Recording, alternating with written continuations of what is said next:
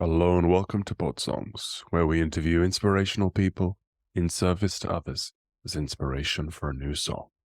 Today, my guest is Jasper Lorentzen, bass player of the Po Ramblin Boys, a wonderful bluegrass band from Tennessee, who've been nominated for a Grammy in the Best Bluegrass Album category. In his spare time, Jasper's a hunter, and he chose to interview Ryan Callaghan from the Netflix series Meateaters. Also an expert in legislative and policy issues, Cal is also a national board member of the Backcountry Hunters and Anglers Association. Let's talk hunting. Okay. Whereabouts are you then? In Middle Tennessee, east of Nashville, about 45-minute drive. Okay. I'm excited. This is my first bluegrass band on the show. Oh, really? Yeah. Cool. Well, I'm excited. This is the first time I've been a guest on a podcast. So, There you go. yeah, something a little bit different. Myself and one of the bandmates are starting our own podcast, and we've just been compiling some different interviews right now. We haven't launched it yet. So I've been diving into that a little bit, trying to be a host. But yeah, I'm still pretty new to the podcast world. I listen to a lot of them, but yeah. Yeah. Well, I'm 100 episodes and I'm still a baby in water. It's so difficult because, as musicians, we're used to being interviewed now. Yeah. This is something a little bit different. So what's your podcast going to be about? So we're calling it Sad Songs and Skillets, and it's going to be about hunting, fishing, cooking, and then the music industry. And right now we're kind of focusing on interviewing people that are full-time musicians that their number one hobby is like hunting and fishing and cooking. But we also do a little bit of, basically, if you fit any of those four things, you're eligible to be on the podcast, But so it kind of talks about how they got started in music, how they got started in hunting, what's something they like to cook. And then it kind of ends with what's your favorite sad song. And we talk about, it's kind of fun. We've only interviewed a couple people so far, but like I said, we're trying to compile a little bit so that we can, launch it and actually put out some episodes in a timely manner. Oh, yeah. But I had before I launched, I had about 15 episodes ready to go just because this pod fade is it's so difficult many people just stop after the first 20 or so episodes. Right. Yeah. Yeah. It's tough and kind of what we're trying to do is like when we're out touring, we're trying to grab some of these other musicians that are at the same venues. We play a lot of festivals. So we're trying to look ahead and say, hey, we're going to see so-and-so at this festival. Let's contact them now and see if we can sit down and do an in-person interview. Because we're trying to do it all in person and we haven't broken into the realm of this Zoom. I'm actually really unfamiliar with Zoom. I had to download the thing on my laptop just for this. So. Yeah, that's the best way to do it. I've heard people that have done podcasts in person and then they switch to doing Zoom, and it's like being a musician playing live gigs and suddenly all you're doing is virtual concerts. Yeah. It's terrible, I think, for once you've tasted the good stuff to go to the to go to it. Yeah. Yeah. So I never did in person, so this is all I've ever known. That's all you know. Yeah. So you better not do an in-person one. You might like it too much. Yeah, it's a good point. But the thing is, this Zoom thing brings us together. Oh yeah, I mean, you and I would probably never have the opportunity to talk. No, and I started in COVID, which was, this is the only thing I had going for me to meet anyone, let alone people. Yeah, where are you located at? In Italy, in the south of Italy. Oh, okay. Yeah. Yeah. Well, cool. Yeah, but I've been over to America quite a few times. I've been to Knoxville and through Tennessee on my travels. Yeah. So I used to live in Gatlinburg up until a year ago, and now I live outside of Nashville. So Knoxville's in between us, and I travel through Knoxville. Actually, today, once we're done with this, I need to leave and drive through Knoxville to go back to East Tennessee to play a show tonight. You guys have a lot. You plays a lot. Yeah, we stay pretty busy. Because you met in a distillery, is that right? Yeah, so the band started because we were the house band at a moonshine distillery, there in downtown Gatlinburg, Tennessee, and they have music. They start at noon every day. They start with a full band, and one band plays till 5 and another band plays from 5 till 10. So basically you have 10 hours. They basically want you to do 10 45-minute sets, throughout the day, split between 2 different bands. Wow. Well, when we first started, we did a lot of them where they had us play a double shift where we just played the entire day. Oh my. We just kind of got thrown into it, when we started with just doing, bluegrass standards that we all knew. So we weren't really doing a lot of original music. We were just a cover band, and we'd play there 5 days a week with the shifts like that, and it slowly evolved into, venues and festivals calling us, hey, we want you to come here, do this. So we kind of started expanding, doing our own music, because like in that little tourist town, it was easy to get by doing cover songs. But when you're out traveling on the road, it's like people get tired of just hearing, the same old bluegrass songs. We needed something that made us, us. So we started incorporating more original material. There's a couple guys in the band that, write songs, and, just other songs that people brought to us that are, new to us, or new, music we're bringing forward as new music. So yeah, we kind of started expanding and having our own identity, not just being a cover band playing at a moonshine distillery. Sounds like the Beatles. Yeah, a little bit. But yeah, we're going on eight years now this year that we've been a band. And for that, we've all just been doing it full time. That's the only thing we know is music. We haven't been doing any other jobs or anything. So far it's paying the bills. You've had some great shows. Like you played the Grand Ole Opry. Yeah. That was probably the highlight of the career, was playing the Grand Ole Opry. I think for anyone in the bluegrass and country music realm, that's kind of the pinnacle thing to do. I mean, yeah, it doesn't get any better than that, really. So you also played the Grammys, the red carpet. Is that right? Yeah, we right before the dreaded COVID started, we were in LA because we'd been nominated for a Grammy for the best bluegrass album. So we went there and we got to do the whole thing, walk the red carpet, go to the big televised show. And of course we didn't win the Grammy, but it was still a lot of fun to be there, be a part of it. There's still time. Yeah. We're just this month we're releasing our new album, and, hopefully it'll be nominated for a Grammy as well. Maybe it'll take it home. We're pretty happy with how the album turned out. So I think it's got a pretty good shot at a Grammy, but we'll see. It's not for lack of trying, is it? Yeah. Well, yeah, we'll see. The last one, we didn't expect it to be nominated. I mean, we just put out what we thought was a quality album, and it kind of surprised us all that it got nominated.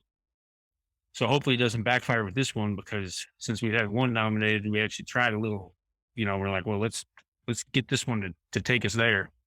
But I don't know. We'll see.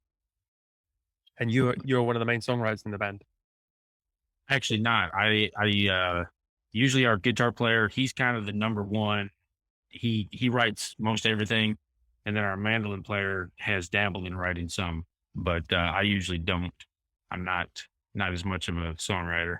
Oh, well, today's the day. We're going to make a Grammy bluegrass hit about hunting, because when it sounds like you don't have much spare time, but the little spare time you have, you're out in the country. Yeah. Usually, it's kind of become a thing for me to try and be out. And I didn't grow up fishing as much, but I grew up doing some hunting, and I don't know. It's a way for me to get a little closer to the land and provide some food for my family. I was out hunting for a long time, but when my first son was born, and in 2017, kind of told myself I need to go back to my roots a little bit and dive back into hunting, so that when he's old enough to be going out with me, I can actually be a mentor to him in the hunting world. So it kind of, it's become a really important part of my life the last couple of years. And I mean, it's fun because it gives me an excuse to be out in nature and it also is providing some food. I mean, like right now I've got a pretty good stockpile of meat in the freezer that, you know, my wife and I are able to cook, and, it's just kind of fun. It's fun to feed our family that way. And then it's fun when we have guests over. It's like, here, I'm going to, cook you some venison. This is something that I harvested. I butchered it by myself. We put it up, like I try to do everything from start to finish, no butchers involved, no, processing, but what I do. Awesome. So Yeah, and that's prize venison. It's not cheap if you did buy it from the store. yeah, no, yeah. It's really high quality protein. I mean, so it kind of gives us the ability to eat, some really high quality meat for, it's still not cheap when you add up all the gadgets you need and Yeah, I was going to say. all the time you put into, Yeah. scouting out an area and, sometimes getting permissions if it's on private land. Like this year, I actually did a lot of public land hunting, just going out on, either state or just federal government land that just, open to hunters going out there and doing, what they wanted. So yeah, it was a lot of fun. It's Yeah. been a lot of fun. And then you listen to this, the Meateaters, or do you watch Netflix series, or do you? Yeah. So, I never grew up watching a lot of like hunting TV or like following a lot of hunting media. Just because it's usually kind of really cheesy, hokey. They oversell products. All right. It just doesn't seem that genuine. But back when I got back into hunting, my bandmate Jug, he was telling me about this Meateater, or this Netflix series. He's like, you have to watch it. It's called Meateater. It's the greatest thing ever. It's not like other hunting shows. So I was like, okay, I'll give it a try. And right away, it's just like the way everything's filmed, the way that they just lay out every episode, the way that they focus on the animal and the meat from it, and not just, because a lot of hunting shows, they focus on big giant racks on deer, and, they're more focused about how the animal looks than how it's going to taste in the end. Whereas Meateater, like they're really focused on the meat you're getting from it, the different recipes you can cook. Usually every episode ends with them actually cooking some of it, either, in a kitchen with sometimes with a fancy chef, sometimes a lot of times just in the woods, close to where they killed it, camping out. So that really kind of grabbed my attention. I'm like, wow, they're not just sitting in the cab of a truck, drinking beer, waiting for, some deer to walk out or something. They're really getting boots on the ground. They're doing backcountry stuff where they're camping out. And so it kind of got me excited. So for the last few years, I've been following them, and they have a podcast. They kind of have an umbrella of things. Yeah, they're putting out a lot. Cool. Yeah, they have their main Meateater podcast, which their main host, Steve Ranella, hosts. And then they have some different stuff. So Cal, or Ryan Callaghan, that goes by Cal, he has his own podcast, which actually he talks quite a bit about hunting and his own personal hunting and fishing. And it focuses a lot on just like news, like things that are happening in the hunting world, different bills that are being brought up in either, state, on the state level or federal level, and kind of calls to action if it's something that, sometimes it's something that obviously sounds really bad for hunting. And he's like, hey, if you have a problem with this, call your duly elected officials. Sometimes it's something like, hey, look into this. Maybe you have your own opinion on it. Maybe it's a good thing for your state. Maybe it's a bad thing, but either way, let the officials in office know how you stand on it, so that, they know what the people in their state or in their area actually feel about things. So I really like his podcast just because it's short and sweet. So you can, if you're just running, like for me, running to the grocery store is like 20 minutes away from where I live, I could throw his podcast on and listen to it on the way there and the way back, and, just kind of get some up-to-date details.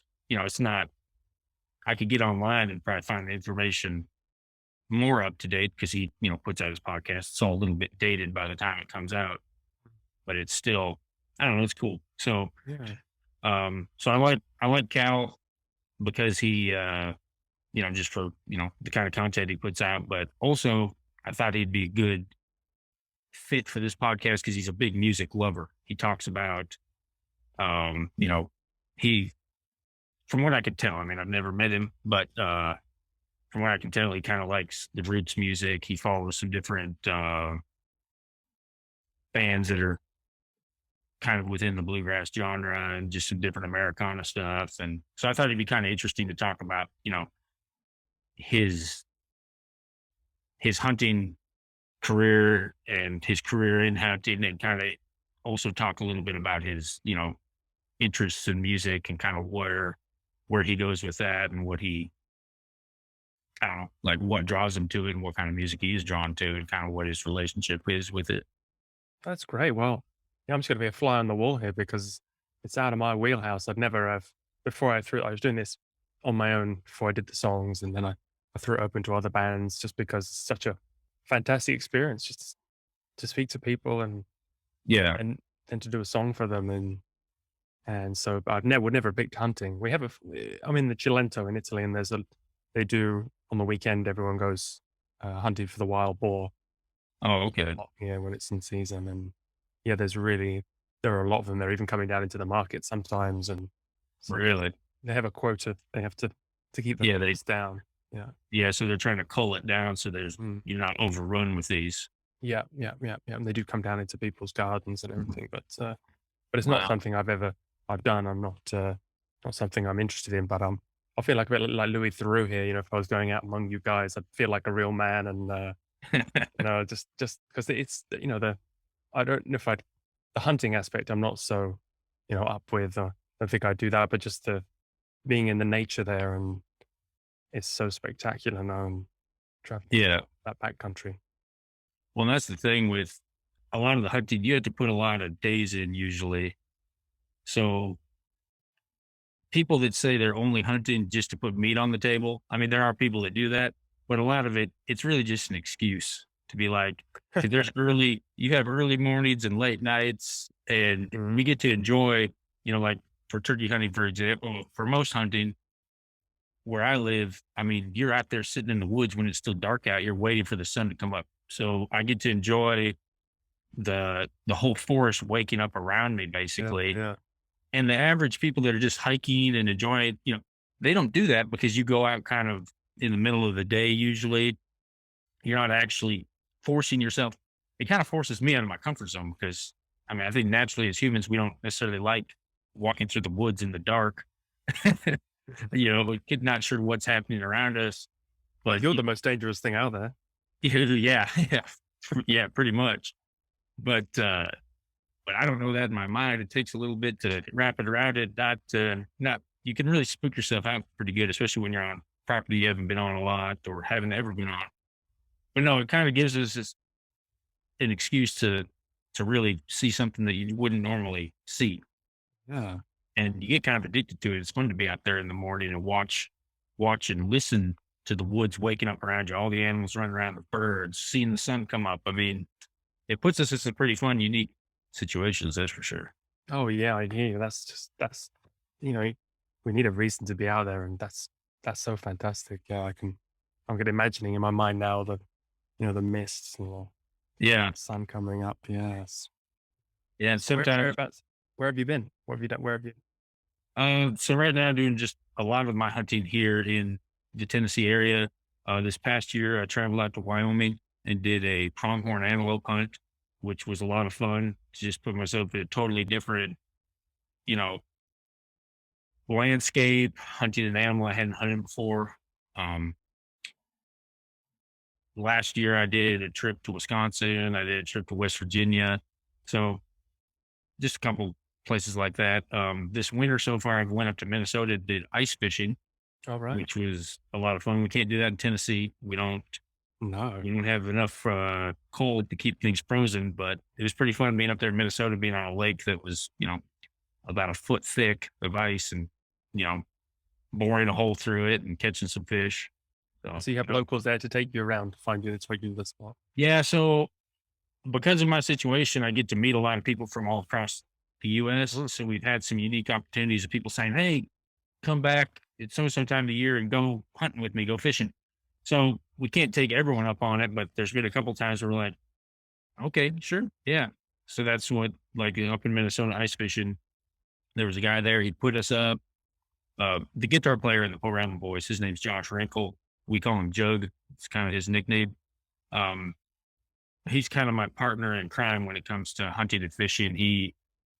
He's into it hardcore. He does more of it than I do because he's not married, doesn't have any kids. The big But, you know, guitarist, he was, he's what's a that? big guy. The big Yeah. He's a big old. He's a big guy, and a lot of people don't think that he or can't picture him in the situations he gets himself in. But He's when huge.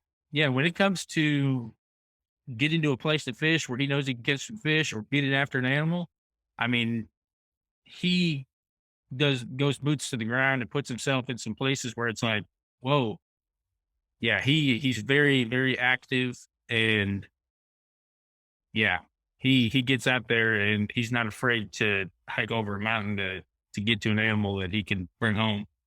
Because if you came around the corner in a grizzly bear, he's someone you would want with you. Oh yeah, definitely. Yeah, definitely. Yeah, if we're hiking along and we come across a bear, I said the bear would take one good look at the pair of us and turn around and run. But not because of me, but because of Joe. Yeah, I definitely want him on my side for a bear fight. Yeah, for sure. Gosh. Okay. And so the public landowner, that's also a big thing though, because I hear Cal talk about a lot in his, he's really, there's a lot of issues about where you can go and, Right. Yeah. So yeah, and a lot of people don't. Sometimes they don't realize how close they live to just a public piece of land that it's not just for hunting. I mean, it's a piece of hiking land. It's a piece of, whatever. You can go bird watching. You can do all these different activities. And there's certain, there's people, everyone has a different opinion over here. And there's some people that say, oh, why do we even need that land? Why don't we, Mm. the U.S., look how far in debt the U.S. is, if they sold off the land, they, whatever, there's all these different reasons. But the fact is, it's not going to, selling off all our public lands in the U.S. isn't going to put a dent in our debt. And it's just going to make it so that the average person doesn't have somewhere to go. Because these public land areas, everyone, there's nothing that stops you from going on them. It doesn't matter what ethnicity you are. It doesn't matter what age you are. It doesn't matter what sex you are. You have full access to it at any time. So why would we want to? Yeah. So I don't know. So yeah, this shirt is put out by the Backcountry Hunters and Anglers. And they're just a group of, that basically is, on the front lines trying to fight to keep our public lands public. So yeah. Oh, it's a good fight because all these, people like Jeff Bezos and Bill Gates, they're buying up the land at an incredible rate and becoming the biggest landowners in the country. And yeah, it's not for the better, that's for sure. Yeah. Yeah. Okay, here's the man himself. Hello, how are you? Hey. Hello, Cal. Hello. Like that public landowner shirt there. I wore it a little bit in honor of you. I definitely wouldn't have become a member of BHA if it wasn't for you. So, all right. Yeah. Thank. So, Jack, I don't know how you want to get this started, or yeah, this is Jasper from the band, Po Ramblin Boys, and he's a real big fan of your show. So I'm going to let him take the lead because I'm over here in Italy. I'm doing this podcast, but I don't know much about hunting, so I'm here to learn. And I'm going to just enjoy listening to you guys have a chat. That's great. Yeah. Well, if you have any questions at all along the way, okay, more than happy to answer them to the best of my ability. Italy's quite big on various forms of hunting, and goes very well with the wine export business, actually. I was just telling Jasper the local wild boar is big business. Yeah. Yeah. Yeah. But Jasper, hey, you have grizzly bears in Italy? Oh yeah, we do. Yeah. Maybe in the north. Real real deal grizzly bears, which is amazing. Like, 3 hours from Rome. Wow. There's wolves as well, and yeah, they're coming back in. So yeah. But Jasper's starting his own podcast where he's combining all his passions. So, and he's been interviewing different people as well. He's combining music and culinary and hunting. So Great. Yeah. So this is, kind of different because this is Jack's podcast, but he had me on as a guest and asked, who he had me on as a guest as a musician, but said, "What's your main hobbies?" I said, "Hunting." He said, "Well, who's somebody you look up to or would want to interview?" And you were at the top of the list. So, he was able to facilitate this. But yeah, I'm, so right now we're doing this. Yeah. Yeah. hey, I feel Perfect. left out. Sorry. It's a dress code. If I would have known, I would have had one sent to you. So funny. But, so I'm not sure. Yeah. A little bit I'm still new to the, It's hard because always musicians are Podcasting. being interviewed. They're always, you're answering the same questions. You're coming on. It's really hard to do it the other way around, isn't it? yeah, I'm used to people asking me questions. But yeah, one of the band members and I have started a podcast, which we haven't launched yet, called Sad Songs and Skillets. And basically, so far, we're mostly interviewing people that are full-time musicians that's main hobby is hunting and talking to them about their hunting and fishing and, how they got started and this and that. And then talking a little bit about cooking and talking about their interest in the music business as well, or their career in the music business. So right now it's kind of opposite where I'm talking to someone who's full-time in the hunting industry, but I know that it seems like you have a pretty good passion for music, from listening. I mean, I've been following Cal's Weekend Review since you started it. And then I listened to you with, or in various forms on the Meateater podcast, of course. And it seems like you're always mentioning snippets of going to see live music, or I know seems like you're a pretty big fan of like the Trampled by Turtles guys. And Well, Yeah. Dave's a hunter yeah, and I've heard him on the Meateater. and a bird dog guy. Yeah, which is one of your biggest things. It seems like right now is the bird dog with your new pup. Well, not so new now. He's Exactly. a little Almost older, two. or two. Yes, and that'll reinvigorate your passion for walking around with the dog for sure. So Yeah. I'd really like to get a dog, but I'm just not home enough right now. And I've got two kids that are at the age where if I got a dog, it'd just be a third kid for my wife to take care of when I'm gone. So if I get to the point where the kids are old enough they can keep the dog alive at least, then I might be able to pull it off. But anyway, so I guess the first question I'd ask you, Cal, is just kind of what got you started on hunting? Like, what was your first memories of it, and what kind of gave you the bug? it's not typically what folks expect. My mom really liked to fish, so she, it's a great way to distract a kid, right? And I was just very enamored with that. Dad would get me out to fish a little bit as well, but he was like very comfortable with just being like, "I bought you a spinning rod and go for it," or a fly rod. And he was pretty limited, like very young parents, right? Like my mom was 19 when I was born. Dad was 21, and as I'm sure you know, like kids are expensive, right? So it was more an emphasis on work than recreation. And boy, like mom got a subscription to Outdoor Life every year for my birthday, and I'd read that instantly and reread it, and kind of like lacked that practical application, but was able to pick up mentors along the way. But definitely like one of the, because my family's kind of a professional and agriculture mix where everybody's from Montana. Dad's side of the family started out in agriculture. They got their butts kicked during the Dust Bowl.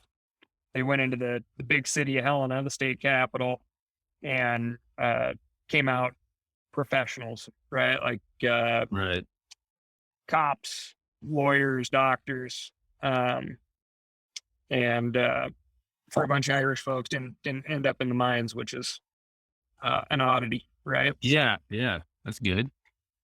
And then my mom's side of things, they maintained kind of the agricultural background, but she's also one of 10 kids. And out here in the West, there's almost an aversion to wild game in the farm ranch community, Right. because it's like an economic status holdover from the Dust Bowl days. Right. And So this year I hunted in Wyoming after pronghorn, and we had permission to hunt on a private or on a cattle ranch. And it's like those people had no use for antelope meat whatsoever, or deer, or it's like they were raising beef and that's what you ate. And they're like, yeah, there's nothing better. Yeah, why would we want to, which I understand it's their livelihood, but at the same time, why not sell all those cattle and eat the other animals that are freeloading on your property? Right. But sorry, I didn't mean to interrupt you, but I'm familiar with that idea of, these ranchers and whatnot, or agricultural people that, yeah, it's like beef is king and you're poor if you can't eat beef. Yep, exactly. And so it was kind of an interesting thing for me, where it was really like my mom and my grandma who had like a real like fishing bug on my mom's side of the family. My dad's side of the family, hunting and fishing was very social, recreational, as opposed to like a passion. We would get out, but it was more around like who you're going out with, tradition type of thing versus something that you really did. And I had a next door neighbor who was very much the opposite way, like on the passionate side of things. And he was a college buddy of my Uncle Mike's. And then that group I ended up just pestering the hell out of and tagging along with constantly. Got to carry my Red Ryder BB gun on a bunch of hunts, and primarily just waterfowl. That's how I started out in actual hunting. And then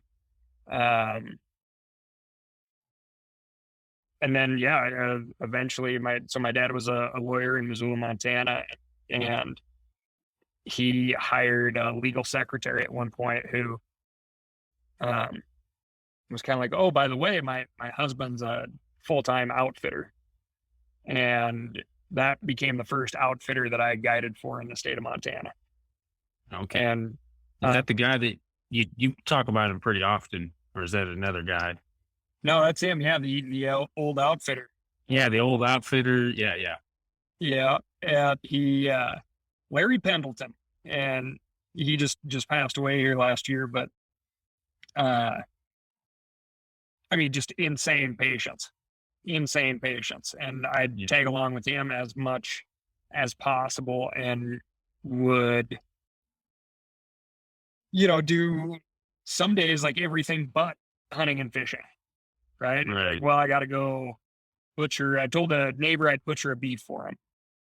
And so I'd go down and learn how to process and butcher a whole steer.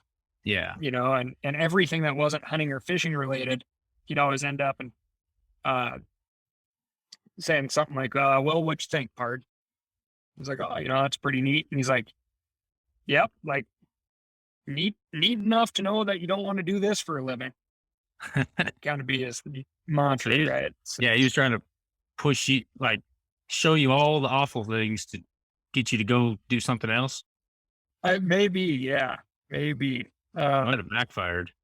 Instead, you just went in full force. Yeah, yeah, I did, and really, I'm quite truly like thrown convention and caution to the wind my entire life, because my main priority is just finding ways to maximize my time outside, Right. and have lived a lot of time in the back of a truck with a couple of dogs. Lived in many places without any electricity or running water for long periods of time. At several seasons where I was in the wilderness or under a tent of some sort, more nights than in a home, right? Right. So I've been accused of being homeless a few times, which is perspective, I suppose. So. Yeah. Yeah. Well, I mean, yeah. Were you sleeping out under the stars on a sidewalk, or were you out somewhere in the backcountry? I mean, Well, I think there's a choice there, right? Yeah. So, yeah. yeah. For me, and Right. then like part of that education, especially like when you're a young guide, and I did a lot of traveling, and was always pretty insecure about there were always points in the season where you're pretty darn insecure about the financial end of things, as a seasonal employee. Right. And so it just became like a manic type of response. If somebody offered me a job, I was going to take it. Right. And it, got me to travel a ton, but to like hunting and fishing locations, right? So, I was going to all sorts of different states, and then would be bumping into other guides and outfitters who would in turn offer me a job, and I'd be able to fill in gaps in my schedule by following different seasons. And it's like, it's very different. Like, I'm not sure even how comfortable I'd be doing that right now, but at like 19, 20, 21, 22, you'd show up in some camp somewhere with everybody looks older than you do. Everybody acts older than you do. And they'd be like, what the hell are you doing here? It's like, oh, well, so-and-so hired me on for 2 weeks to guide these extra folks you guys have. And they'd be like, you already have clients? Like, you were instantly nobody's friend. You're Right. highly suspect. And that education was extremely valuable, right? Like, Yeah. learning how to make friends and navigate those awkward social situations was just not something you get very often or anywhere. Right. So that was a big part of the upbringing. And obviously got to see, boy, in the hunting and fishing world, the thing that most people don't understand is I have been to parts of so many different states that most people will never ever see, because it's not next to the state's highest peak or largest waterfall or longest trail system or any other like highlight that is on a guidebook. Right. That it's some little niche that some guide or outfitter has carved out for themselves. That's Yeah. most of the time built in a situation to avoid other people. Right. And so be like, oh yeah, I've been there. Well, have you ever heard of? And people are like, no, definitely Never. right? So Yeah, you see see- some really unique stuff. I've been to all the opposite parts of the states that in my travels, because I've been to a lot of states and all the areas with more population and more stuff and concert venues, So Yeah, we've been to all the same states probably, but just to different areas of them. right. right. I've been picking up ticks everywhere. Like, Yeah. you know, Yeah. not fans. Yeah. Yeah. Yeah. Speaking of which, I know I'm in Tennessee. That's where I live. I'm just east of Nashville, and I know that you've kind of started. Or when was the first time you came to Nashville to go, or not Nashville, but Tennessee to go turkey hunting? Because that's kind of been a thing. Like, Well, I guess it would have been 4 years ago, and then I got to go back last year.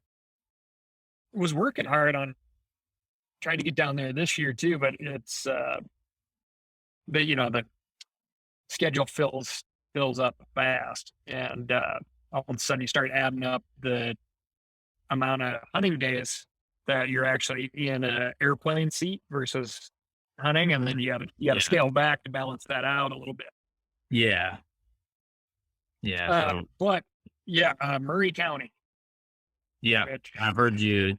It's funny because I can't pronounce the name of the area that just went up for, or they, the WMA over there, yeah, whatever it's called, which I've never been there, but it's not too far away. But yeah, that all showed up on my local Tennessee chapter BHA stuff about, call in and write. So I took care of all that. And then a week later heard about it on your Week in Review podcast, about the call to action, because they were trying to, take the power out of the, so Unali. Yeah, Unali. 12,000 acres, right? Which is, like in certain parts of Montana, you don't actually think that you own land until you get up to a few thousand acres. Right. And up until that point in like eastern Montana, you're like, it's just kind of the backyard. Yeah. But 12,000 acres in Tennessee, particularly when it's in a contiguous block, you can walk all of it, or in this case, take a canoe down it on one of the most biologically diverse rivers in the entire United States. And Murray County, which is spelled Maury, yeah, wanted to get a hold of that land in order to, put in a fancy development. And, like a lot of Tennessee's very different, being located in the eastern part of the state, or the states, in a very wet, luscious area, right? Like every place has water. Yeah. Whereas out here, that's just not the case. Certainly not. If you refine it down to like quality human drinkable water sources, that gets even more limited. But out there, it's possible, because of your growing seasons and your water sources, to have like a really viable 40-acre property. Yeah. And that difference between, let's call it like 2019 and 2021, in my visits to Murray County, the amount of those 40-acre chunks that have started to get subdivided, the outflow of folks from Nashville or coming down from Atlanta even, or up rather, and with this like mass migration of folks shuffling around their cities, you see that stuff starting to get subdivided, and there's this 12,000 acre chunk of awesomeness in the middle of the county. It's like, well, some people just don't view that as a productive area, right? Because it's not full of houses and folks aren't, adding to the tax record in there. But it's like, it's those areas that do have something for everyone, right? Like they're referenced through a hunting lens most often, but that is where our pollinators live. That's where our bird diversity is, certainly our aquatic diversity in that area. And it's like a giant generator for clean air. Right.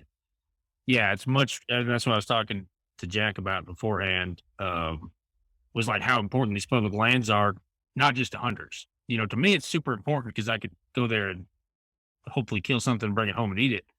But yeah, it's like so much bigger than that. That's just my reason to argue for it, basically, the most comfortable reason I have to argue for it. But yeah, there's so much more going on that 12,000 acres than just going and shooting a deer or a turkey. Yeah, the reality is even in the most liberal of hunting states, the hunting season is still highly regulated, and it's only for a relatively small portion of the year.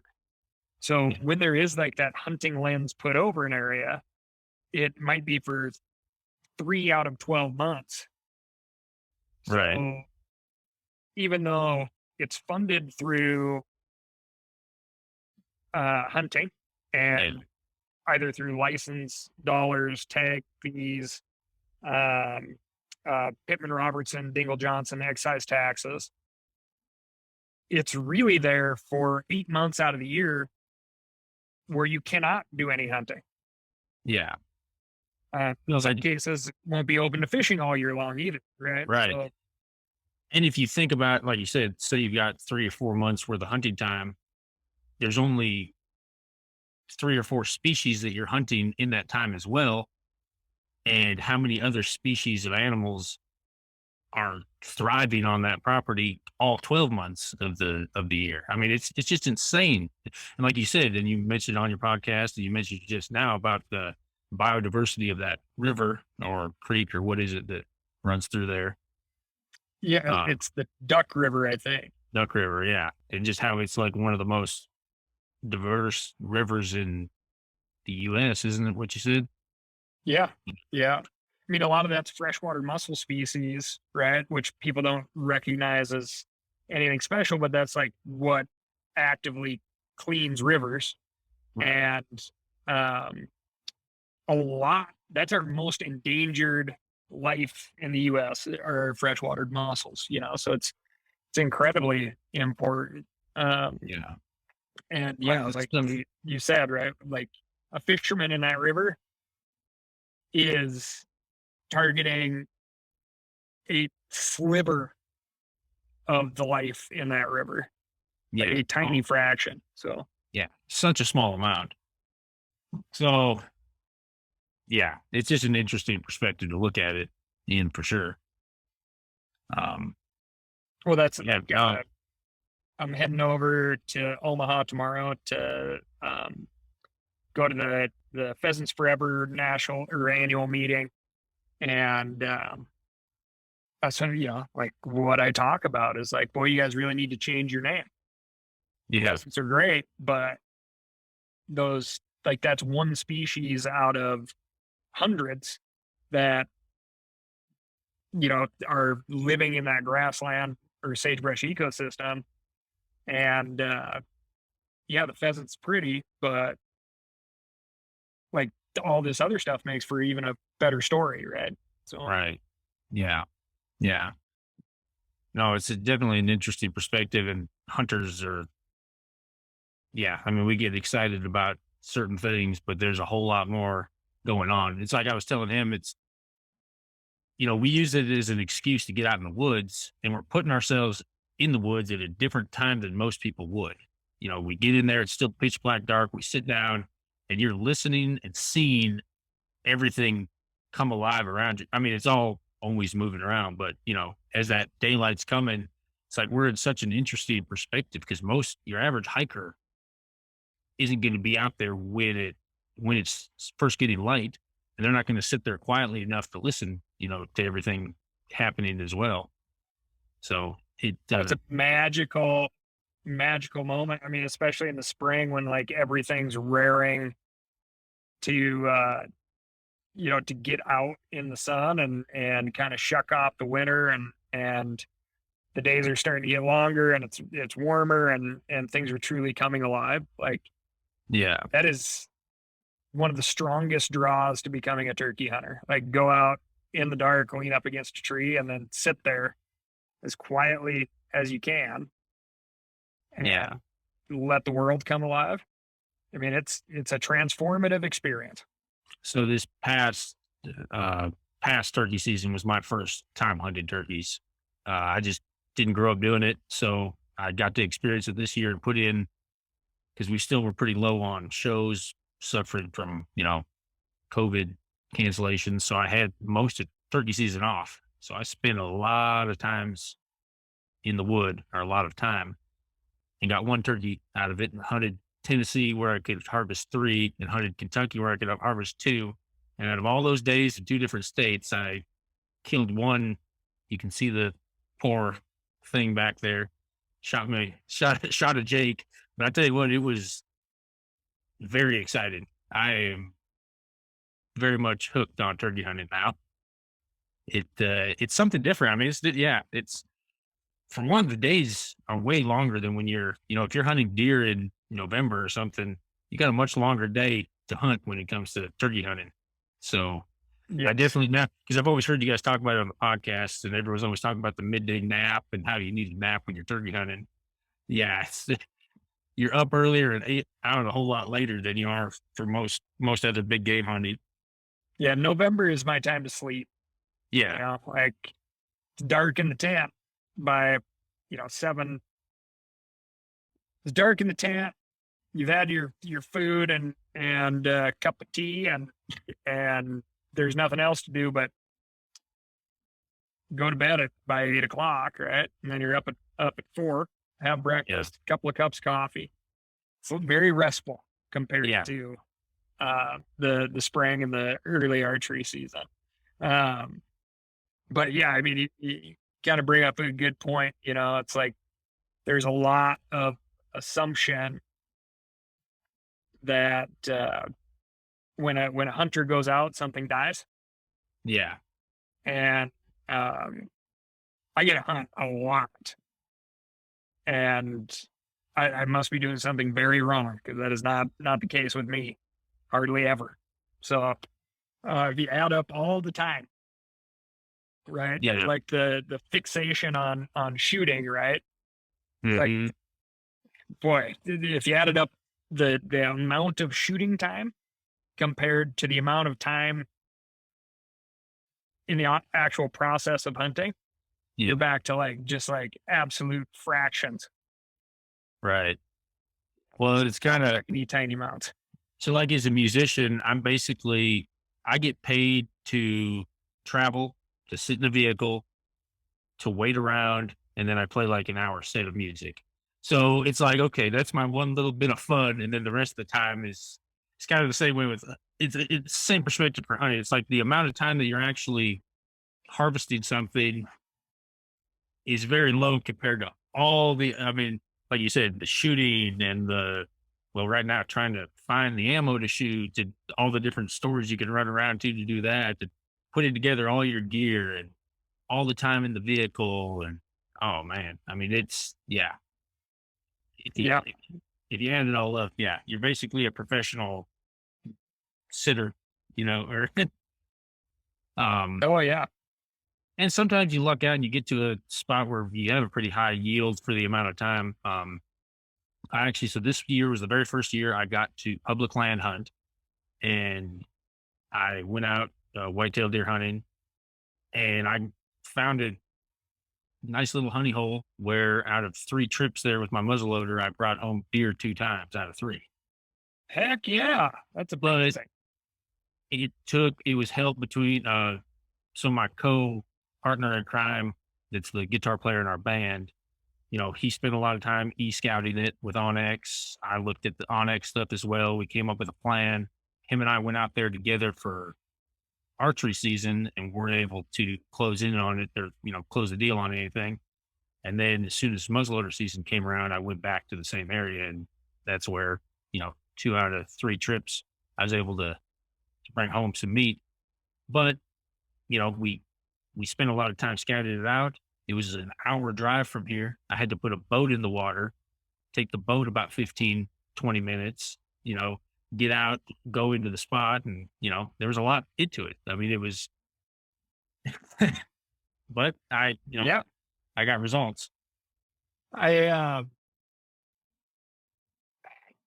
the thing is like, there's a certain amount of misery and work that makes it all more enjoyable, more worthwhile, and it is very fulfilling to like hunt those spots down, using the resources that we have these days, which are incredible.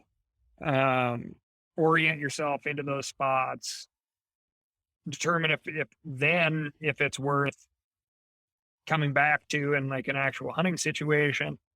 And that's, yeah, I mean, it's a huge part of it. And yeah, it takes way more time than it does to actually hunt.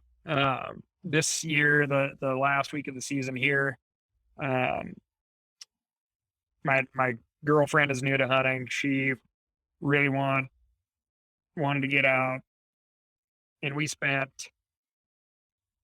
2 days of very hard, high suffering, high mountain hunting through blowdown and snow and single digit, below freezing temperatures and lots of wind. And it was just hard.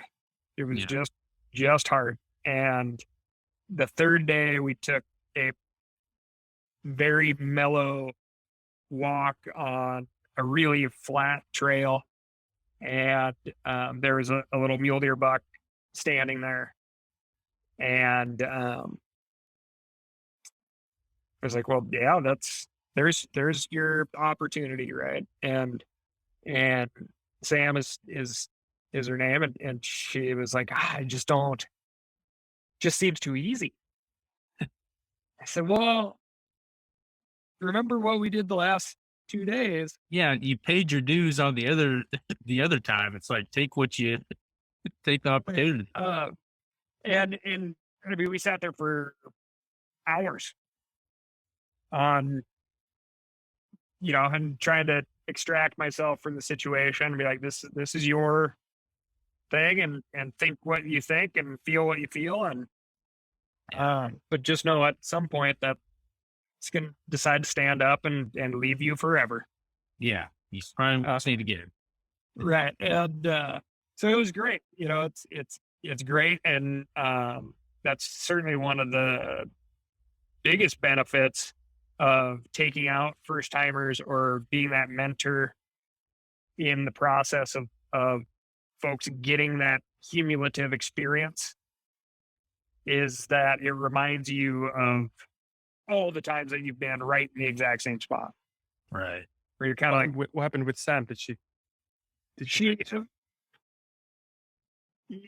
Yeah, I mean, it was like the deer was finally like, all right, I'm out of here. And what was happening is it's the rut, it's breeding season. This buck had, we always refer to it as locked down a doe. So he's very possessive of the female. This female is laying in a spot where she feels very secure, and it's in an area where you can't harvest female mule deer. And so he's kind of exposed, but his attention is on this doe that he's probably spent all night long guarding from other males in an attempt to breed that doe. And we worked on different shooting positions, trying to have like that very stable, clean, ethical shot. And we moved around a bunch, and eventually the buck was like, kind of came awake from his trance of staring at the female and was like, oh, I need to get out of here. And you could see a very clear fight or fight response in Sam. She's like, and this woman is like very into the meat above all else. And you saw the look of someone watching their food walk away from them. And it is not an exaggeration at all. And I've seen it many times. And if I'm being totally honest, I've seen this in that mentor-mentee relationship way more with women, whether it's fishing or hunting. And it is a strong and palpable thing. So she saw her food getting away. There's no other way to explain it. And next time that deer stopped in a clear opening, she made a fantastic shot. She hasn't seen enough of these scenarios to know that she made a great shot. So lots of adrenaline, lots of emotions taking over. And there was adrenaline on the deer's part as well. So it runs, even though it is, his time has passed. There's no fight left to be had. And, eventually he tips over and there's lots of panic and the way I feel like this mentor relationship should be had, whether it's a loved one or not, is you have got to, in every one of these little situations that makes up a big situation, a big outing, it's your job as a mentor to constantly ask yourself, can this person repeat this without me next year? And that's what I want. So holding back, not saying like, this is exactly what happened, but saying like, well, now we need to go find out. And, and, as the non-shooter, you have a much larger worldview than, the focus of somebody who's trying to put a tiny projectile on a very small spot on an animal. And so the spotter knows what happened. Yeah, you had a clear picture of what had went down. Yes, but that's not helpful to be like, oh, it's over here. Right. It's like, okay, let's go. Where was the last spot you saw it? Okay, let's go look around that spot, right? And your depth perception and your perspective, especially when you're using those like magnified optics on it for a rifle scope, changes a lot, right? So you saw it standing next to a tree. You know it was standing next to the tree, but what you've lost is the fact that it was 5 feet beyond the tree, but through the scope, it looks like it's right next to the tree. Right. And so like, there's like this, oh my God, it was standing right here. There's no tracks. There's no blood. It's like, oh, okay, well, let's start walking around because this is the last spot that you saw it. So let's keep looking, right? And again, like I think you're failing as a teacher if at the end of the day, you're telling others like, oh, I got her or I got him. Yeah. A deer or a bird or whatever, like your job's to accompany the person in the field and help, where it's really asked for. So, yeah, I think that's a really good way of going about it. Cause you see, I've seen it all the time where people, I hunt with my dad or with my uncle or this or that, and they've been hunting several years. You'd think they would be pretty accomplished, but they basically are just rifle holders, and they go out and someone puts them in the position, tells them where the deer is going to show up, tells them where to aim, and then they run out there and get it. Like they're doing the opposite of everything you just described. So that person can't hunt by themselves. Like they don't have the knowledge. They don't know. And there's people that carry that on their entire lives. Yeah. Right? And their list of accomplishments, like measured in the photograph, can be very long and deep. Yeah. The practical knowledge of how to get from point A to point B really doesn't exist. Yeah. No, I think then I was just saying, it's hard to get that picture, right? Yeah, what you described going through, you're giving that person something valuable to carry forward. Like you're giving them knowledge, you're giving them confidence because they're actually working through things. And you're basically just there as a sounding board to, help, like maybe nudge them a little bit, or when they're thinking out loud, you can kind of tell them. But yeah, you are actually giving them something to walk away from the experience feeling accomplished, feeling confidence.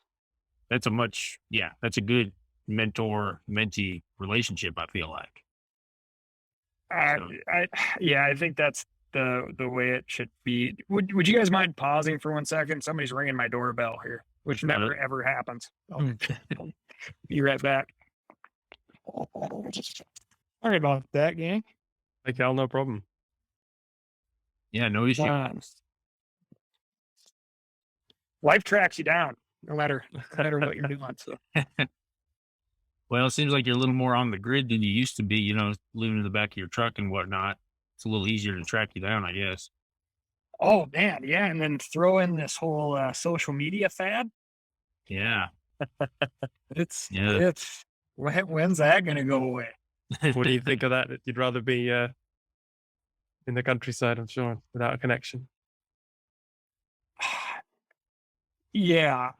We were just on a shoot in Los Alamos County, New Mexico, and they have not just they, but there's a lot of parts in the Southwest, in particular, Hawaii even, where there's issues with feral cattle, livestock, and we went down and did a show with that. And, we were only about 30 minutes from town.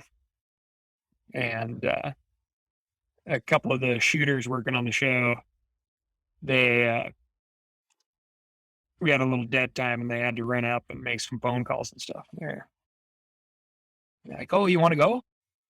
And I'm like, "No." And they said, "Oh yeah, we forgot." And so I must not be holding my cards very close to the chest, So Yeah. it's when you do get the opportunity to travel, you should dedicate some time to actually being there, right? Yeah. Enjoy what's around you. But yeah, put the phone away and Well, not sink yourself into the stuff that you carry with you everywhere. So it seems like so many people are living all their experiences through the camera on their phone, and they're not, and I see it on, I've got 2 kids and, a 4-year-old and a 1-year-old. We'll have a birthday party and all the grandparents are there and they've all got their phones out videoing the thing. And I'm like, just enjoy it. Put the phone down. Look at your grandson with your eyes, not your phone camera, because you're going to spend all this time taking these pictures now. And then what are you going to do? Look at them 1 or 2 times later? Like, they don't do anything with them. It's not like the old days when people would print them out and have nice albums or something that they, put together. It's just this piece of plastic you carry around with 2 billion photos on it. There's too many to even look at anymore. So yeah, absolutely. Some people, like my wife gets on me sometimes because I'll go out, on the road for a weekend. She's like, "Oh, you got any cool pictures of where you were, the theater you played in, the venues?" I'll look and it's like, I took like 1 picture all weekend. So maybe I've gone too far the opposite way, but I really am trying to, I don't know, limit that kind of stuff because it just drives me nuts when people are living their life through their phone. Yeah, absolutely. And that is, everything's so accessible that you can do a lot of traveling and not see anything. Yeah. It's like, oh, this is what I do for work. This is, oh, another plane seat, another bus, whatever. Well, and it's possible to do for fishing and hunting, back in the guide days. One of the things that I saw was people paying money in the form of a transaction versus an experience, right? Right. The way the hunting system's set up is on opportunity. You're not paying for an animal or a fish. You're paying for the opportunity to, you know, maybe get that. Yeah. You're maybe upping your odds a little bit by paying for the experience that someone else has to give you a better opportunity. Yeah, and that's for like a guide outfitter experience, but Right. just for me, right? I put money in the fuel tank, and I put money into the dog's belly, and I grab some shotgun shells, and I pay for my license and a bunch of tags. I got Yeah. like a pillowcase full of tags that have never been used. Yeah. And when I leave, there's some things that I know I'm going to get and I know will happen. And those things aren't animals, Right. right? I'm like, I know I'm going to get some exercise today. I know I'm going to work with the dog. Yeah. I know it's going to be a hell of a lot better than staring at the computer. Um, Yeah. but I don't know that I'm going to get some birds, right? So Yeah. There's no way to have a set outcome, because you can have a pretty good idea. You can have a good yeah, feeling about it. You can be like, I know there's birds in this area, but yeah, there's no guarantee in it because we're dealing with, wild animals and mostly wild places. absolutely. And it is just like the greatest variable. We spend a lot of times, like we're a real pro organization here at Meateater, right? And when I Yeah. want to do a trip like this New Mexico cattle episode that we just went down and filmed, I have a treatment, I have a storyline, and a general sense of like the way things are going to go based off of pre-interviews with people who are out on the landscape and the people who are doing the jobs and rangeland ecologists and biologists. And at some point, it's all going to like hinge on like, well, the first day that we were down there, we couldn't find any wild cattle. Yeah. And it's like, well, it's going to be a pretty Western montage. Yeah. Some shots of old hoof prints beating up water sources and trampling on sensitive ecological areas and cultural areas, but no cattle. Which No cattle. feel like quite the hunter when you can't locate a cattle. So Yeah. Yeah. Well, and if anyone that follows the Meat Eater stuff, I mean, the majority of the content you guys put out is harvesting an animal or, however you want to put it. But there's the episode here and there where it's you know, showing the real deal of, hey, we put it on us try, but we didn't get anything. I thought it was funny. One of the most recent ones was that flintlock hunt that Steve and some of the guys did in Pennsylvania. And at the end of it, he just did the little thing like, well, this is normally when we'd be cooking up and doing some really nice shots of the food we're making. But instead, here's just a, bunch of clips of us shooting the flintlocks because this was an unsuccessful hunt. And that's because if people unrealistic every time we bring here's guys that have a lot of opportunity. a lot of opportunity. Yeah. So this is a professional thing with some money behind it, and there's people putting money into making a TV series out of this. They're trying their absolute hardest to make a good content, and hey, no animals were killed, harmed in the making of this episode. And that is a perspective that people forget about. and I try to reinforce when the opportunity's appropriate. And, it's like, we're pretty darn spoiled, right? Like we get a lot of opportunity, get a lot of excuses Yeah. to go out and get more hunting and fishing time than the average person who's interested. And the person that that gets, 1 weekend, 3-4 days a year and is successful, that's a real good hunter. Yeah. Yeah. You know, I mean, No, yeah, you're right. And a lot of people would, might not look at it that way, but yeah, they're working a 9 to 5 job, 5 days a week. They only have a couple days to hunt, and exactly. I have a nice, thing going for me because usually I'm playing music on the weekends. I'm off in the week. So I go out there and like that public land I did last year. I was there when nobody else was there because I got to go there, Tuesday, Wednesday, and then I'm off for the weekend. And it's getting hit hard by other people. I'm, out on the road. So it's kind of a nice thing I have going because I flip the hunting opportunities with the mass of the people around me. Yeah. Oh yeah. And those advantages become significant, right? So it was a huge deal back when I was working construction to, pressure the boss. Like we'll work 7 days a week until hunting season.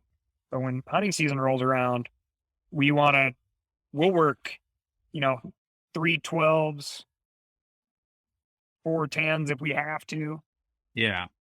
but we want those extra days and we had killed to get them, so definitely killed ourselves to get them. Yeah. So I know that, we don't want to take too much of your time. You have time to kind of run through a couple other questions I had for you. Yeah. I'm sorry about that little break there. Let me just stare at this. I'm a slave to the Google Calendar here. I don't want to make sure. Running your life. I do apologize for the Yeah. reschedule yesterday. Okay. Yeah. No, we're good. Yeah. I can't go super much longer anyway. In an hour, I need to be on the road. And I need to pack my bag before that too. So, yeah, I wanted to talk to you a little bit about, your traditional bow hunting. And, I know, there has been some content put out, with you doing some recurve hunting. What was your inspiration to get into that? Or, which I can ask you later, but are we, going to be looking forward to any new content anytime in the future? Because I right now I hunt with either a recurve or a longbow, so it's something that's near and dear to my heart. So I get super excited anytime I see people in a pro setting like you putting out that kind of content. Okay, so how I started, I would say math.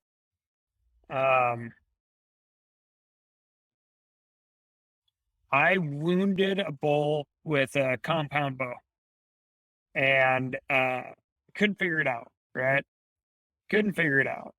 And a buddy of mine, we were practicing the next day, and because I was like, I gotta make sure this thing's dialed, and compound bow is an amazing tool, but it's also complex, and each one of those additional complexities of a peep sight, movable rest, a sight,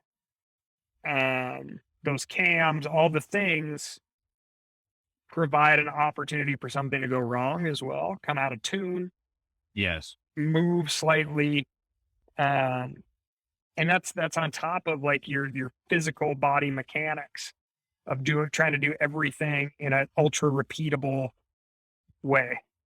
And he's like, oh, this is loose and your whole sight's moving.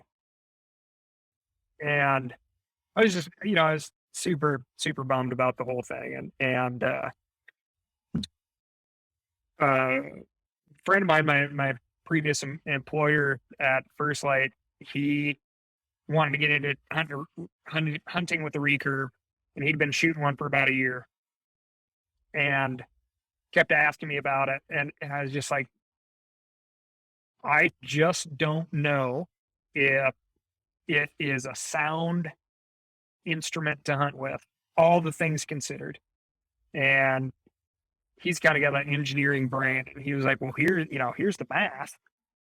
And I'm like, yeah, whatever. So eventually he gets frustrated with his shooting enough to buy me a recurve. And he's like, I need somebody to shoot with. Yeah, you want somebody to go through it with. Yeah. And then he started teaching me like some of the techniques that he had picked up, and then started reading more on it and speaking with some people that are like Olympic style shooters, people who teach target shooting, and kind of combining these things into something that was very, very comfortable and well known from shooting a compound bow. Yeah. And I would shoot my recurve exactly like a compound. And was honestly like very, very surprised by the accuracy, and was having so much fun shooting that everybody would ask me, like, oh, are you going to hunt with that this year? Are you going to hunt with that this year? And I was like, I don't think so. I just don't feel comfortable. And then a buddy of mine who is a hard-headed dude, one of our friends in common wanted to get into archery hunting, and we were sitting around having a beer one night, and he's like, yeah, Cal, here, I'll sell you his compound. He's not going to use it this year. And the guy was so excited and so like, oh my God, like what, none of us had any money. And he was like, yeah, what do you want? And I'll ask my wife and we'll start saving up. And, so just kind of ripped the Band-Aid off, gave him an absolute screaming deal, gave everything away. Yeah. Every arrow for the compound bow, the whole all thing, compound related everything. Stuff. Yeah. Yep. And so all of a sudden, all I had was this recurve, and I was having so much fun shooting. It's all I wanted to shoot anyway. And then all of a sudden, it's elk season, and I always like talking to animals, and the elk rut is one of those times that you can do that. And long story short, I called in a spike full and put an arrow into him at like 3 yards, and all the stars aligned. I was like, well, this is very close. Yeah. And but really it was the math that said like, oh, this is very doable from like a physics perspective. Right. Like this projectile can penetrate. And so the math helped you figure out that ethically it was a good way to take down now. Because quite truthfully, man, I've been around a lot of jackass shooters. And while I was going through like my personal journey of figuring out the recurve, I went to archery shoots and competed in some recurve competitions. Yeah. And was around people who had way more experience and were truly like almost a danger to themselves in the woods. And I was like, boy, I can't be around these folks. And really that helped me like pick up. I'm like, okay, well, how did you start shooting? What are your methods? What are your techniques? And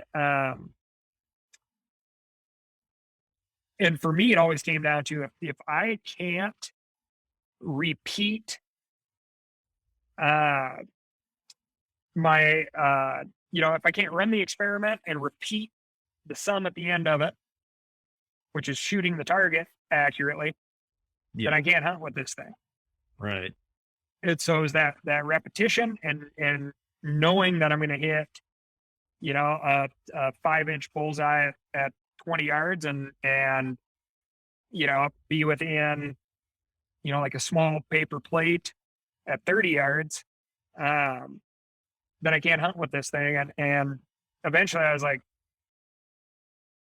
this is good. This is really good. I feel really good about it. I'm going to hold myself to this yardage. And I loved it for a lot of years and had some really phenomenal experiences and learned even more about calling because all of a sudden you're holding yourself to a much tighter yardage. Right. And so you're like, okay, it's out there at 40 yards, which still isn't a shot for me because my dang arrows move so slow. Yeah. With your compound, probably would have taken Zip 'em. Yep. And so all of a sudden, working harder on calling and having like truly intimate situations with, bull elk walking across, like stepping over the back of your legs because you got caught in a funky position, coming in, sniffing the tip of your arrow, doing all sorts of fun stuff, experiences that you just would never, ever have. And it slowed down a ton with the dog and kind of my move here to Bozeman, the life shift and moving definitely put a hurt on my archery training.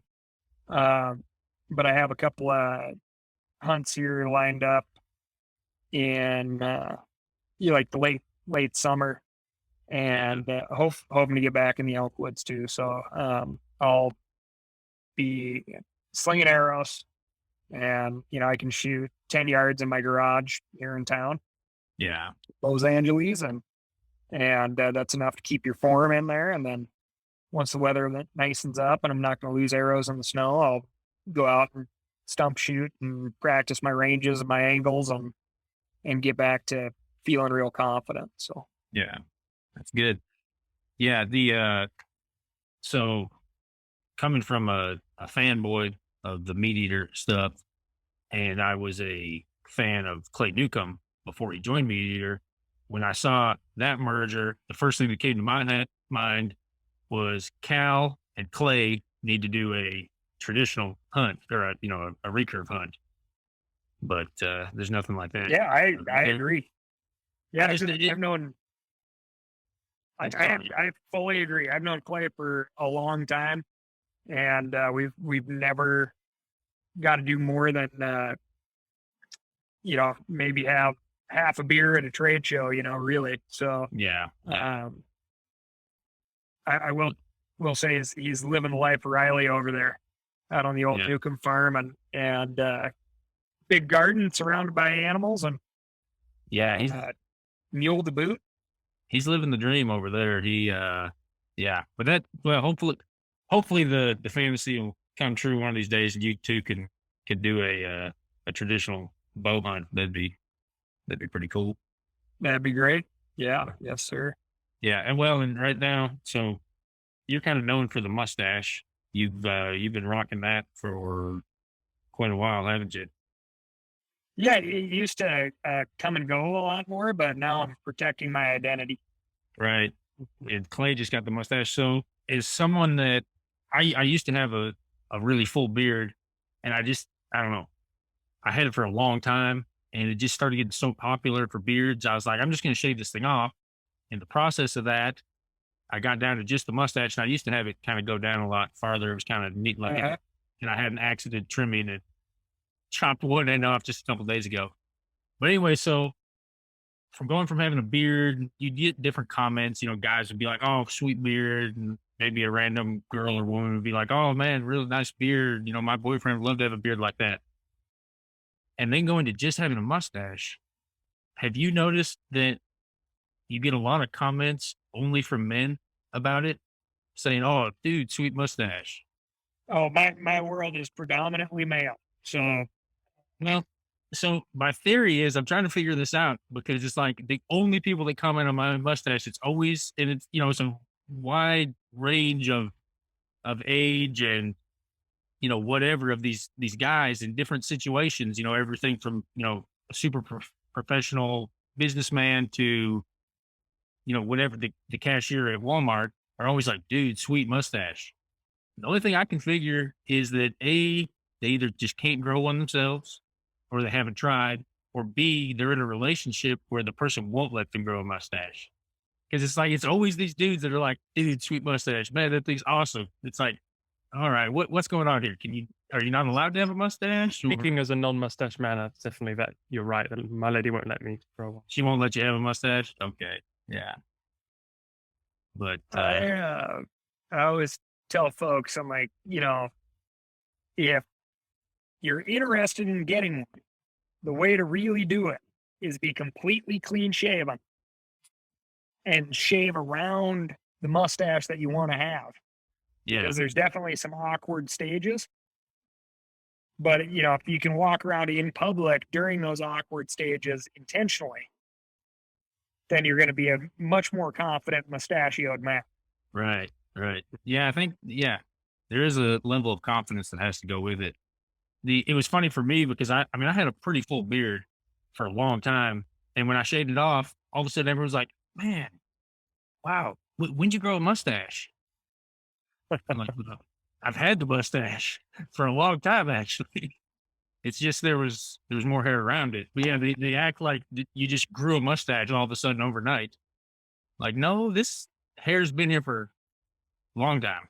But I mean, if I'm being honest, all I wanted as a kid was like a full mountain man beard. yeah, Knew I was going to have one.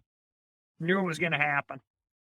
And I cannot grow a beard at all, yeah. but I can grow a mustache. So here we are.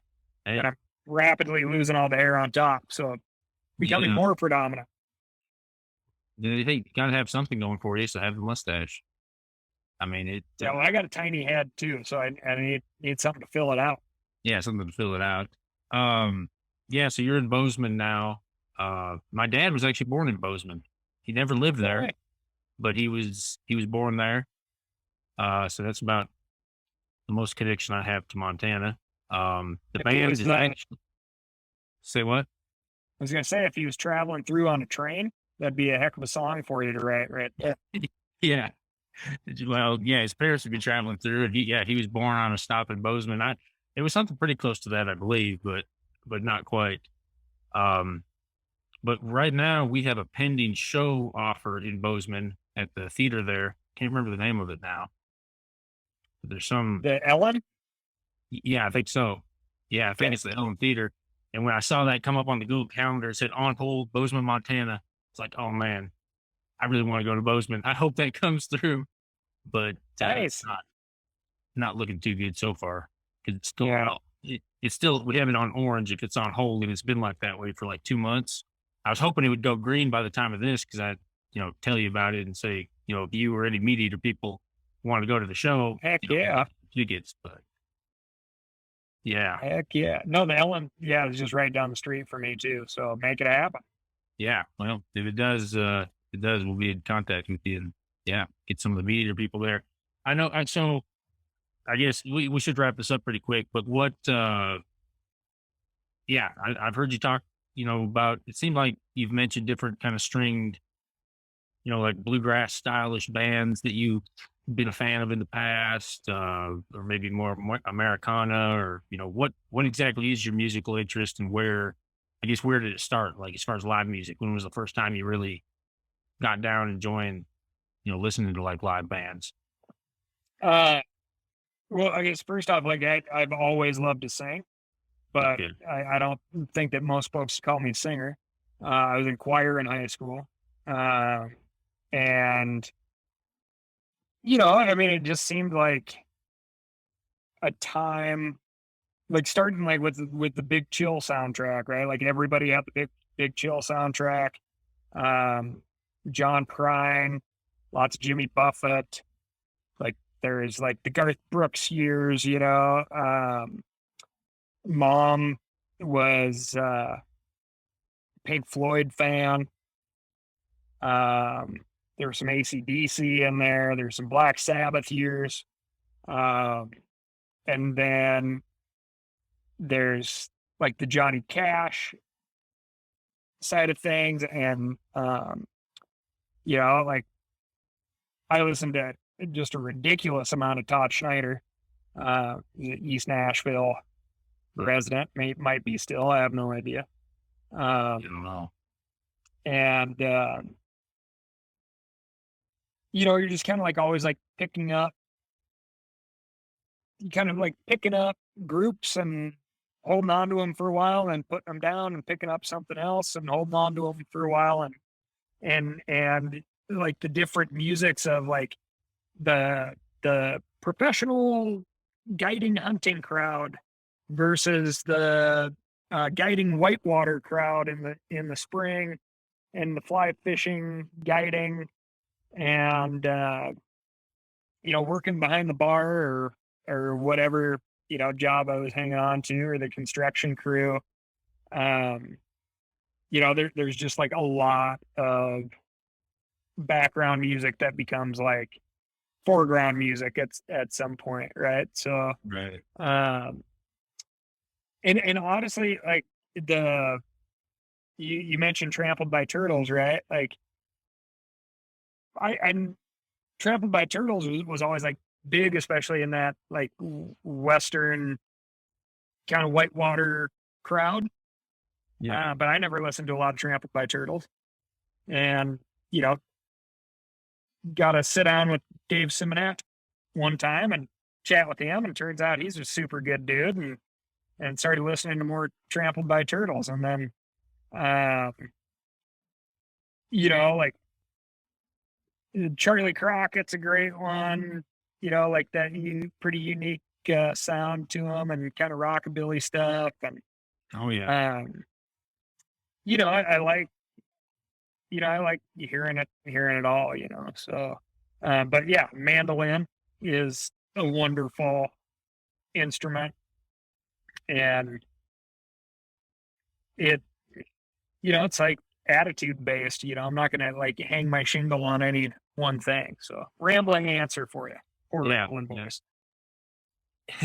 It's funny that you mentioned the mandolin, because in the bluegrass world, it seems like the mandolin player is kind of like the lead guitar player or the lead singer in like the rock world, where it's everything revolves around them. So we are constantly giving our mandolin player like a hard time. Like we're always always busting his chops just to kind of keep him at bay a little bit and kind of keep his ego in check. Yeah. He's the quarterback while all us linemen are out there protecting his butt, right?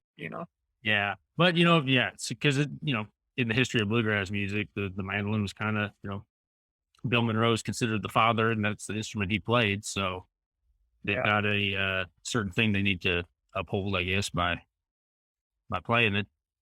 And I think like Avett Brothers, when they first started coming on real big, and they kind of early adapters to YouTube for bluegrass. And they have just like some super engaging songs, like in like the camper trailer and stuff. And that mandolin is super prominent. Yeah. And that was, captivating stuff. And I feel like I'm put on the spot here. I'm like the guy who's got like the playlist like constantly going on random. Yeah. And not paying attention to who's singing all the time. No, and that's okay. I've heard you, through the different, either being on the Meateater podcast or on your own, you just sometimes mention different musical things. And I didn't know how involved you got with the different, whatever, if there was venues or certain like festivals you like to attend, or I just knew that you seemed like you were a fan of music. So yeah, I thought I'd ask you about it. So you don't have to go into any more detail. Yeah. You don't play super fan of music. I knew the same 3 chords that everybody knew in college. Yeah. A buddy of mine showed up with a new set of strings for the guitar that I always had, and really started to get to looking at it, and it's an old river guitar, and a guitar that we picked up real cheap somewhere just to bring on the river, Yeah. and it turns out it's not salvageable at this point. Um, and yeah, I think that there's a big part of me that wants to put the TV away during my relaxing time and do something more productive with an instrument. And I think like something packable, maybe like the mandolin or little packable guitar might be a good way to go. So Yeah. You can be the rock star on the river. that's right. Yeah. Well, cool. Yeah. I don't know, Jack, you got anything else we should bring up when we have Oh, it's Cal? been great. If you have any idea for the direction of the song, we're going to have to try and sum all this whole conversation into a song. Yeah, I guess something about mentors and That's a good idea. packable guitars and recurve bows, maybe. Yeah. I don't. Yeah. I was famous, dude, he retired in Tennessee, but one of the a very catching bluegrass tune was always "Fox on the Run." Oh yeah. You familiar with that one? Oh yeah. We play it all the time. Yeah. Yeah. So our band got its start just being a house band at a moonshine distillery, the Old Smoky Moonshine Distillery in Tennessee. Awesome. And that was one of those. You got your Fox on the Run, Wagon Wheel, Rocky Top. Yeah. It's famous everywhere, but especially in Tennessee because it's a Tennessee song. So those are basically like your Freebirds of the the rock world or whatever. Got it. They're just constantly getting yelled at to us. So yeah, we would definitely. Fox on the Run was like a 3 or 4 time a day song. That's funny. Yeah, man. I mean, Which it's a great song though, and that's the thing. Oh, and the Man of Constant Sorrow from the Oh Brother Where Art Thou. oh, yeah. And it's like all those songs, they're actually really great songs, but sooner or later you get burned out on them just because people keep bringing them up. And it's hard to Absolutely. Yeah. It's hard for me to be negative towards them because they really, I mean, there's a reason that they're so popular because they are really good songs. Yeah. Just, Yeah. And, that kind of folk songwriter, Todd Schneider, I've seen him a handful of times and he's just one of those guys who's like, if you guys want the hits, I'll play them all night because that's what got me here. He's like, right. He's like, I'm happy to do it, Yeah. and I think that's a great attitude to have, but I would more than likely be the opposite and be like, I want to do something I think's really fun. Which I've been playing. You want to hear it all? Yeah, I played these songs for too long. When I only got to see Merle Haggard one time, and he's one of my favorite people to listen to. And for his set, he started it out and he played he just went one after another, like about 10 songs, and then he stopped for a minute, said something, played like another 5, introduced the band, played a couple more, and the show was over. And I think, he had a lot of his big hits in there, but I think he just kept going because he's like, I know if I have any dead time in the show, people are going to start screaming for do this song. So he just didn't leave any room at all for people to yell. I saw Robert Earl Keen a couple of times at the same venue, and one time he was there on time, and it was eventually dawned on you that it was no different than listening to his album Play in the Truck, right? Right. And you're like, oh, it is shockingly spot on. It is incredible in a way. And then a year or 2 years later, he was back and he's like, I got distracted, ran into some people, had some gin and tonics on the mountain bike. And he was late, for the show. And that show just had so much more energy. It was a lot different. It was like the difference between, a live entertainment and just live music, I guess. Right. Yeah, there's definitely a distinct difference sometimes Yeah. between the two of those. Yeah. But yeah, I mean, all those, the songs that get me like are those ones that have those great takeaway lines, you know, like drinks his corn from a jar on Rocky Yeah. Top. Like Oh, that's yeah. a memorable line, right? Thank you. John Prine always sang about busting his knuckles on a monkey ranch. You know, that's something that, like, if you ever operated a monkey ranch, that's Yeah. something that's going to happen at some point. Yeah. Oh, You know, yeah. it's a connection point, right? So, I've busted my knuckles every time I pick up a ridge. yeah. Yeah. So I think those folks are noticeable about their passion, but they're also like relatable through the sense that it's real life stuff is always catchy, you know. So like a lot of what Coulter Wall sings about, you know, is romanticized Western, but there's some reality there too, and that's real catchy, and I think, you know, it seems like a real fun time in music because there's a lot less control for distribution. There's a lot more means of getting a unique voice out. Right. And so you can, you know, if you're listening, you can get exposed to some stuff that you're not just being force fed. Right. Yeah. You know, primarily in the past, it's like the labels and the record companies controlled what was being put out essentially, you know. So you didn't hear anything on the radio that they didn't try and cater to make you want to like they were, you know, whatever. Yeah, it was a very controlled environment. Now, like you said, I mean, any Joe Blow can record a song in his house and upload it and have it available for everyone to listen to. So it's nice because of that, but at the same time, it is a little bit harder because the market's so saturated. I mean, there's so much good music out there.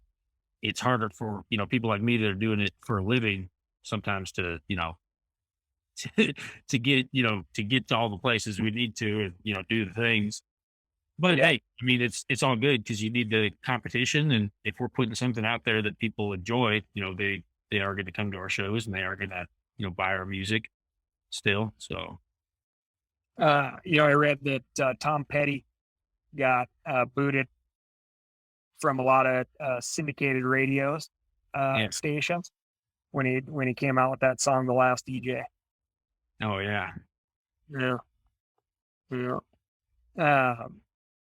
Well, yeah, man. I hope you guys stick around. You know, like it just seems like I had a friend in Nashville who worked for a big name over there, and he always said, man, like there's a lot of very talented people that never get heard. Oh So yeah. it's Yeah. tough game. There's, Yeah. yeah, you have to have a passion for it, you know, and like for our businesses, we're almost kind of like farmers where we make all our money a certain time of the year and then have to kind of make sure we have enough to get by the rest of the year because you have your busy times. And hope it starts to rain in the spring.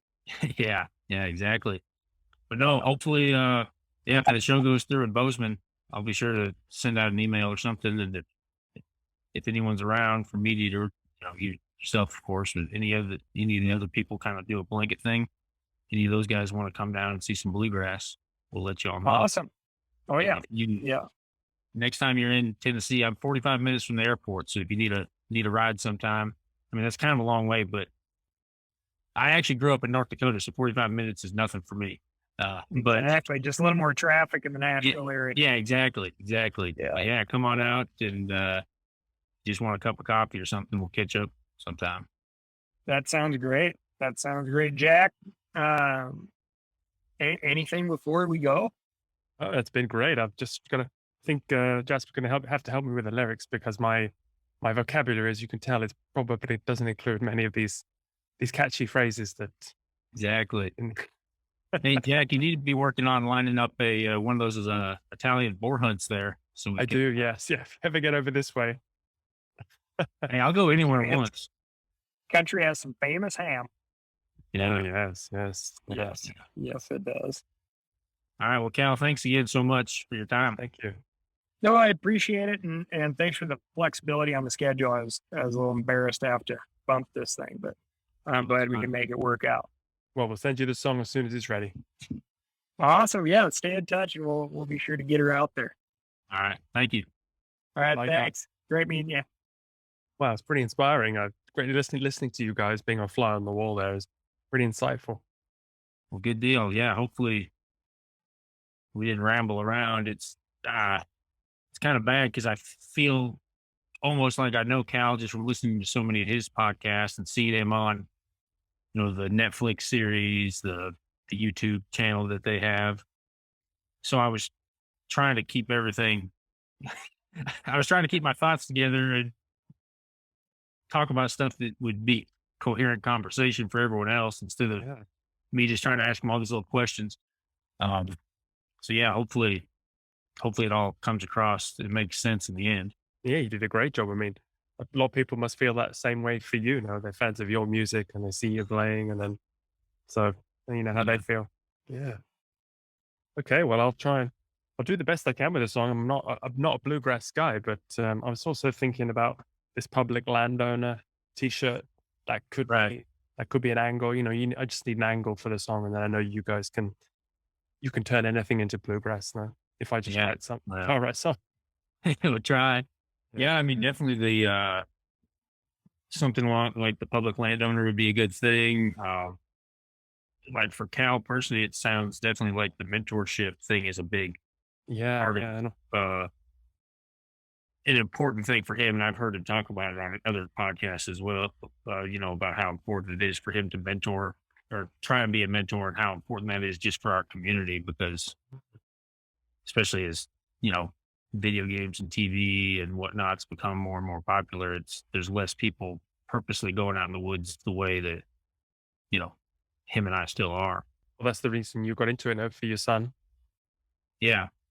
Hopefully. Yeah, you got to mentor him. Yeah. Okay. Well, let me ruminate, and I'll send you a few messages and see what we come up with. And also, if you guys come up with anything, that would be great as well. So yeah, I'll be.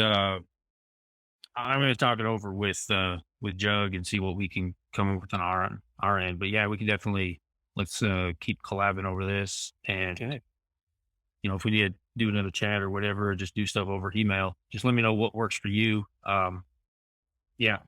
Right. Well, he set the bar pretty high with Fox on the Run and Wagon Wheel and Rocky Top. So, yeah. Well, yeah, it's hard to beat a classic like some of those. Hard to beat that. Let's be happy with what we come up with. Some days you go hunting and you come back with nothing. So exactly. Yeah, exactly. Could be the same way with songwriting. Maybe at the end of the podcast, it's just going to be 3 minutes of just silence. Wind noise. Yeah. Yeah, wind noise. That'd be fine. So. Okay, Jack. Well, I hope that, this worked out for you. Thanks very much. Really, really had a great time. Yeah. All right. You're welcome. Thank you. I gotta pack my bags and head over to East Tennessee. Okay. Have a good show. All right. Thank you. Bye, Jasper. Yeah. Bye.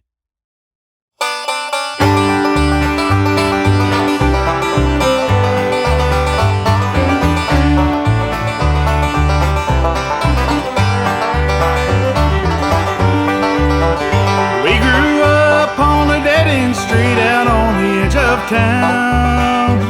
We didn't have much land to call our own. We always had big dreams of the mountains and tall pines. We knew those wild places, we could feel it in our bones. Every weekend Dad would take us to that forest to roam around. We learned to hunt and fish like he had planned. It was as much a part of us as that house that we called home. I thank God every time I step on public land.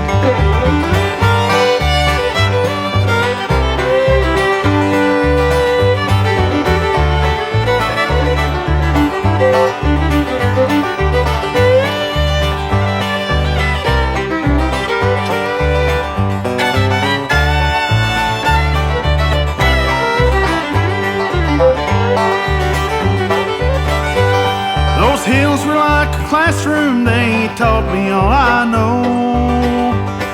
wasn't hard for me to understand. Leave it better than you found it, 'cause we only get one chance. We have to pass it on, be good stewards of the land. Every weekend Dad would take us to that forest to roam around. We learned to hunt and fish like he had planned. It was as much a part of us as that house that we called home. I thank God every time I step on public land.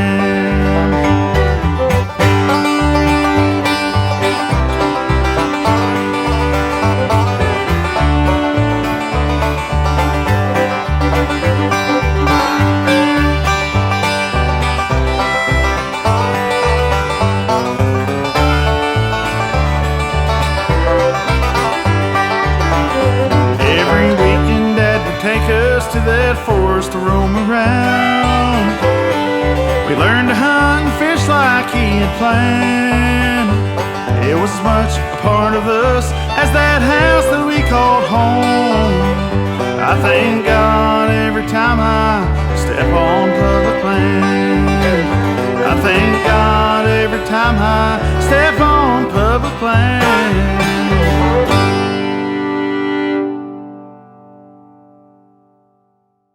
Thanks for tuning in. Hope you enjoyed the song and the episode. The song will be released next week. It will be available on all streaming platforms, but you can already pre-save.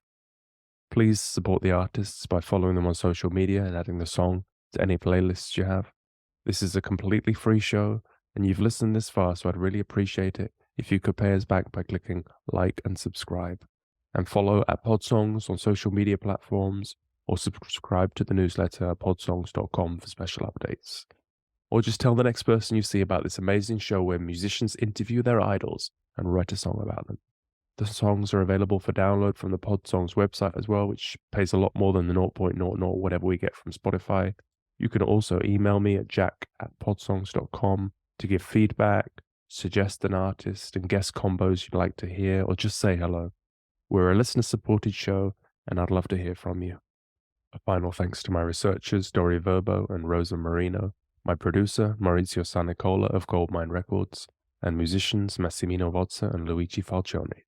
The next episode will be out soon. In the meantime, you can listen to more amazing episodes in the archives. Until then, have a great day.